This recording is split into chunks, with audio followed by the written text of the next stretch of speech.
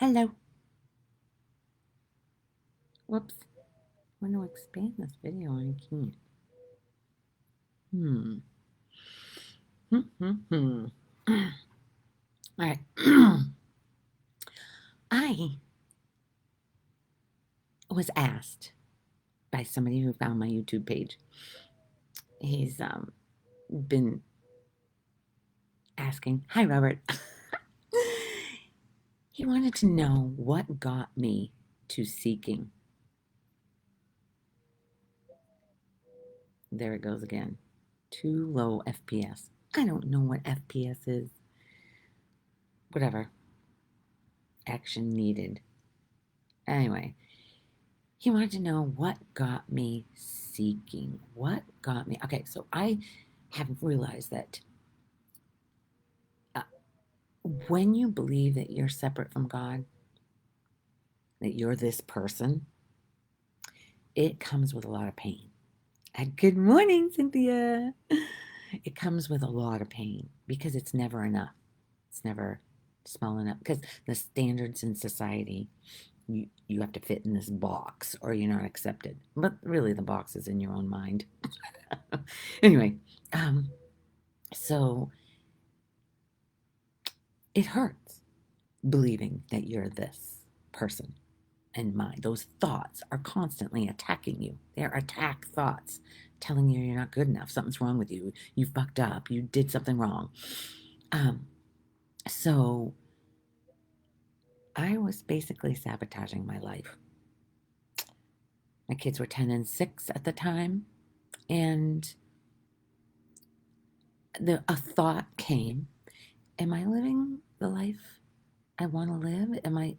Did I settle that whole thing? Did I settle? Because Peter and I had been together since I was 14. And he was 15. So I never really had another experience with other men. So there was always that lurking thought of somebody else could be better. Even though he treats what that's how irrational this is, because every one of my girlfriends would have loved to be treated like Peter treats me.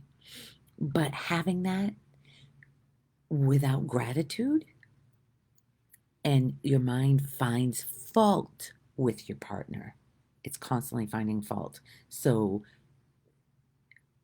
it covers the love that's really there, that brought you together in the first place. So when there's something that happens, why did you do that? No, why did you do that? And all that, bleh, it's bullshit. It's not even, it's,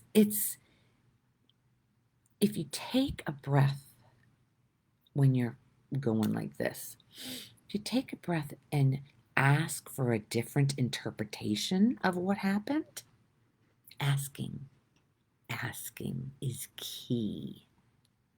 I'm here to tell you, we don't ask. You can ask for anything. When you ask for clarity, it comes as long as you're willing to sit and not fight back. Just sit. I'm talking with any relationship. Just sit, feel what's going on inside of you, and ask for a different interpretation. You don't need to defend back. When you defend, that's the pattern. Why did you do that? Why did you do that? Oh, it's ridiculous. Nothing ever gets solved. What is the definition of insanity? Is repeating the same patterns, the same behaviors, expecting a different result. You ain't going to get a different result. But if you stop and drop inside of you and go, okay, I need a different interpretation, instead of back, everything will change. I promise you. Anyway, so I was basically, somebody at where I worked was asked for a different interpretation, right, Cynthia? So at work, somebody was paying attention to me, a single man, and I went for it. I didn't cross any lines. Well, I did end up kissing him, which hurt Peter so bad. And my boss, Howard, said, I feel Peter's pain. That's when I went, oh, what the fuck? What the fuck? He feels Peter's pain, but I'm not? What's wrong with this picture? Stopped me in my tracks. And so I went, he encouraged me to go talk to my parents and ask why I didn't feel loved growing up. So I did. And my mom explained to me how she grew up, which made me have so much compassion for her. My grandparents were tough, so I know it was tough on them. I'm not blaming them, and I'm not blaming my mom or my dad, but my dad was an alcoholic, big time. At that point, there was basically no communication. He was, you know, drinking a lot, working all the time, and there was no relationship. I mean, of course, you always have a relationship because you're tethered to everyone. Whether you block the relationship or not, you're still connected to them. Do you feel that? Even if you're not speaking to them, my dad was the king of not speaking to someone if he was pissed off, thinking that was punishing him, punishing you. But no, if you notice, it punishes yourself because you're feeling, hi, Rita. So I ended up talking to them, and Dad cracked open a beer and sat down. And I was like, inside, I'm going, no, I don't want to deal with you yet. I can't deal with you right now. But he listened to what Mom and I were talking about, and he came over to me, hugged me, kissed me, said he was sorry, and I love you. That is the one and only time he ever said that to me. Woo! Sent me into orbit. He went back and sat down, and I went right over to him, sat on the edge of the couch, and I was like, oh my God, Dad, I didn't want to deal with you because I didn't think it was going to be. So the understanding of why my mom is the way she is, the pain and hurt that's in her that came into me, and the understanding and Dad's acceptance and love, fucking A, that sent me into orbit. The lifting of the limiting beliefs and thoughts and pain. You can just about imagine I was freaking flying high, high on life. Love was exuding out of me, kind of like it does now, but it's more controlled. It's not as overflowing. So I ended up, after the initial euphoria, it lasted about a month, and I apologized to my son because Travis was being groomed the same way. He needed to be that perfect little boy. I didn't let him be who he was. He was 10 at the time. So I apologized to him deeply. I remember sitting in his bed, he was bringing up shit, and I was just, I'm so sorry. I just didn't realize what I was doing. And oh my God. It's such a beautiful thing.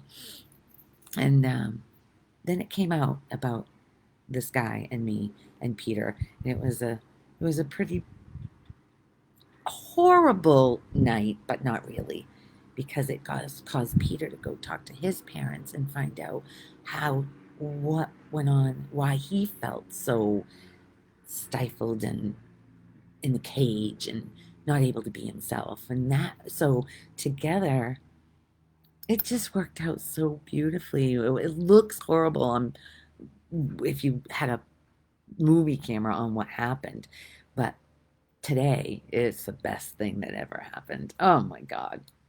Anyway, so then when the bottom dropped out, what goes up must come down. Apparently, that's a belief, and that's what happened.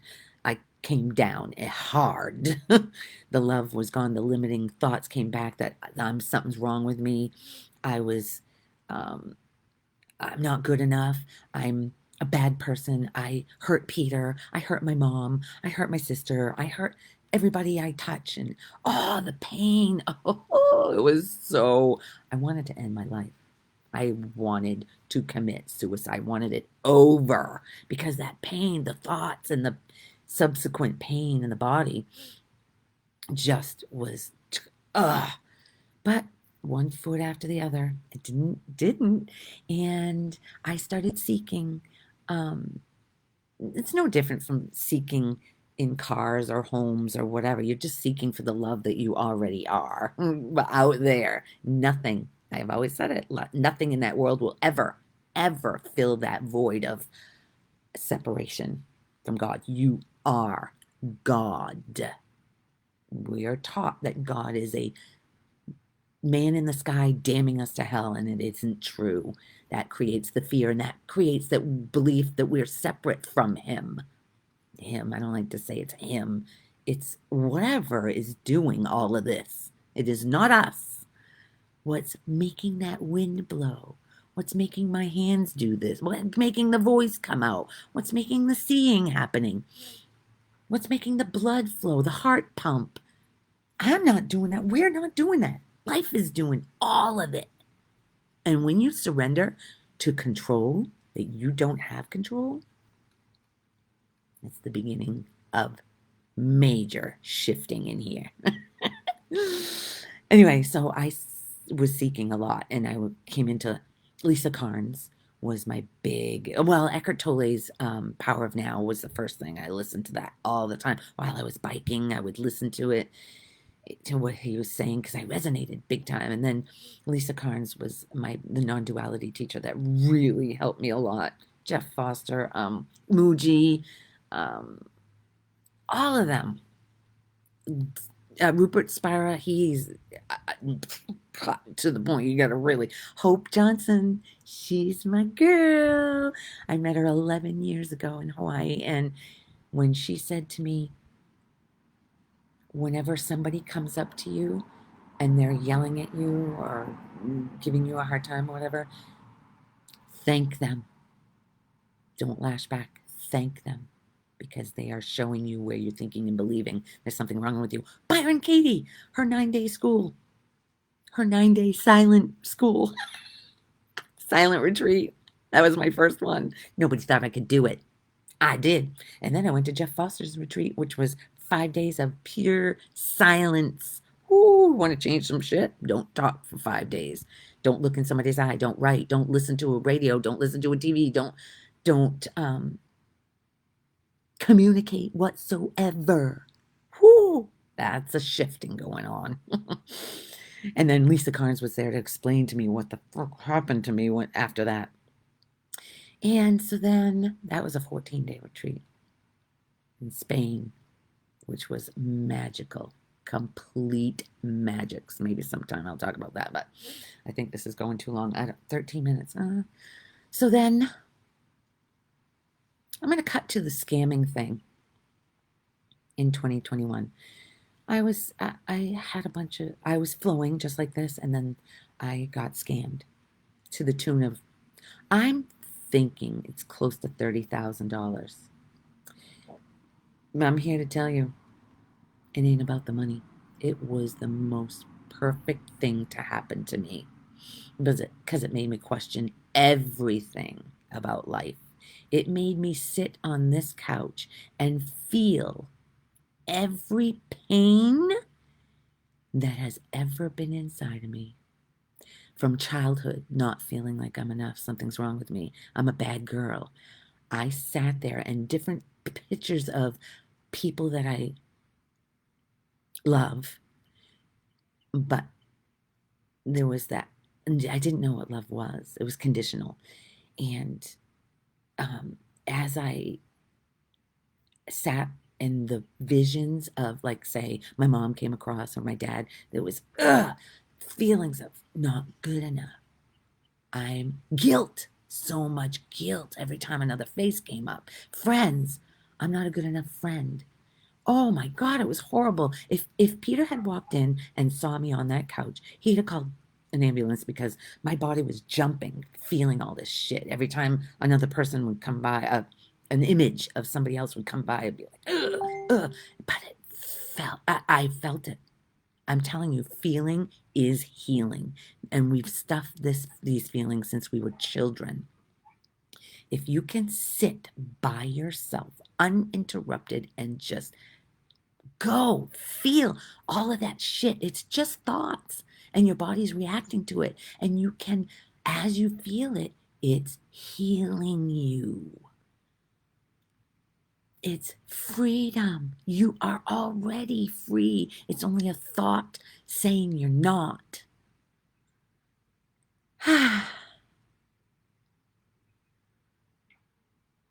Seems like it's done.